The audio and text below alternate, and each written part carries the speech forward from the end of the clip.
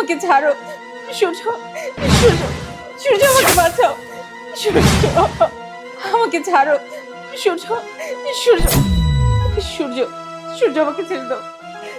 সূর্য, সূর্য আমাকে বাঁচাও। সূর্য।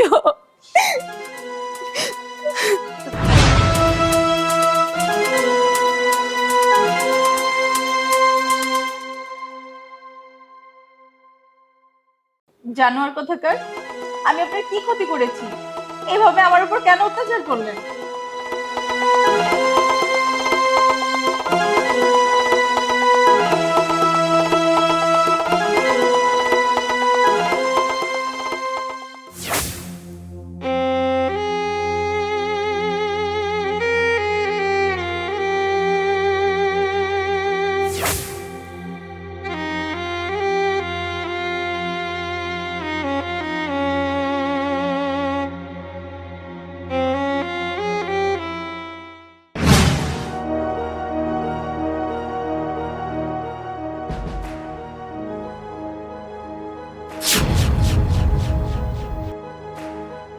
কি হলো, নিবালে কেন?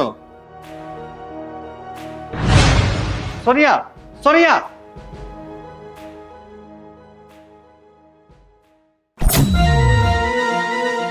সোনিয়া, সোনিয়া, সোনিয়া!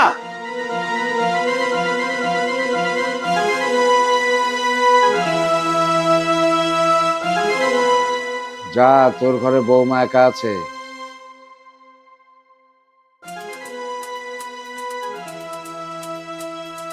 দাঁড়িয়ে আছিস কেন? ঘরে যা, এত ভাবিস না।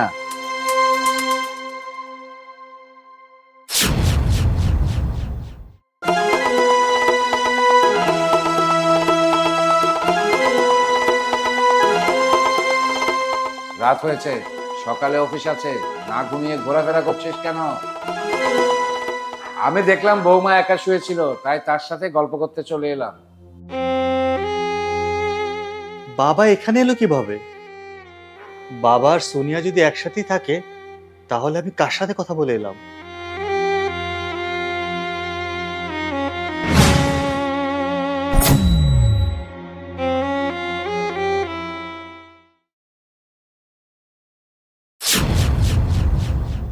আপনি কি আমাকে মেরে ফেলার জন্য বিয়ে করেছেন?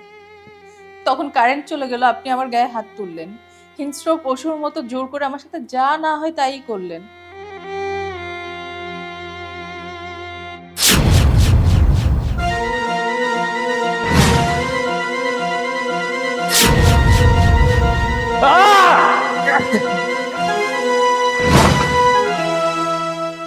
সূর্য, সরে যাও আমার উপর থেকে। সূর্য, ছাড়ো।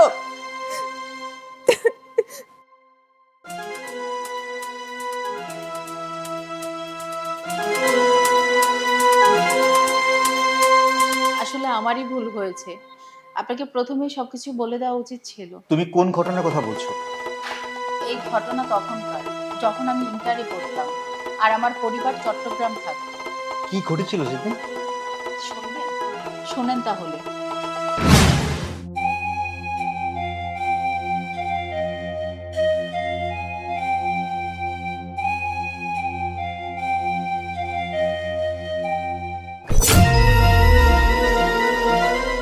স্যার, আপনি এভাবে আমাকে ধরছেন কেন? সব কথা কি মুখে বলতে হয়?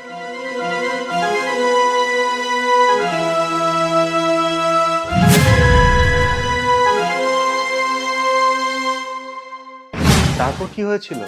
বাবার পুলিশের উচ্চ পর্যায়ের লোকজনদের সাথে পরিচিত ছিল বলে ওই পর্যায়ে আমি বেঁচে গিয়েছিলাম। বলতে পারেন বাবা আমাকে টাকা ছিটিয়ে রক্ষা করেছে। কিন্তু তারপর থেকে প্রতি রাতেই আমি ঘুমাতে পারতাম না। মনে হতো কেউ যেন আমাকে ছুতে চেত বারবার। বাবা আমার জীবনে আশীর্বাদের মতো। বাবার গলায় একটা তাবিজ আছে, তাই বোন, বাবা, আমি মিলে একসাথে ঘুমাতাম। সেই তাবিজের শক্তিতে হয়তো আমার কোনো ক্ষতি হয়নি। আমার শ্বশুর তো গত মাসে মারা গেছেন। এখন আমি কোন উপায়ে আমার স্ত্রীকে রক্ষা করব? আমার তো কিছুই মাথায় ঢুকছে না।